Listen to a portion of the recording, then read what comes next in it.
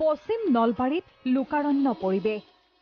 সৃষ্টি হৈছে আধ্যাত্মিক পৰিৱেশৰ কিন্তু আধ্যাত্মিক পৰিৱেশত শিহৰণকাৰী দৃশ্য হয় পশ্চিম নলবাৰীত বিগত ৯৬ বছৰ ধৰি সৃষ্টি হৈ আহিছে এই পৰিৱেশৰ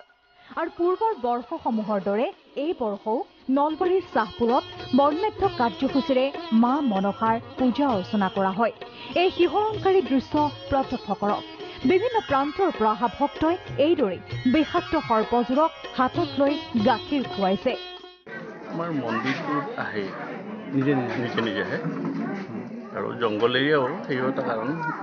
মন্দিৰটো আহে উল্লেখযোগ্য যে বিগত ৯৬ বছৰ ধৰি চলি অহা মনসা পূজাৰ মণ্ডপলৈ প্ৰত্যেক বছৰে নিজে এযোৰ সৰ্প আহি বাহ লোৱাৰ পিছত অঞ্চলটোৰ ভক্তপ্ৰাণ ৰাইজে মনৰ কামনা পূৰ্ণ হোৱাৰ উদ্দেশ্যে সৰ্পযোৰক গাখীৰ খুৱাই ধাৰাবাহিকভাৱে মনসাৰ পূজা অৰ্চনা কৰি আহিছে উল্লেখযোগ্য যে সাপক গাখীৰ খোৱা এইখনেই অসমৰ একমাত্ৰ মনসা পূজা মুছলপুৰৰ পৰা সুবৰ্ণ পাঠক প্ৰাগ নিউজ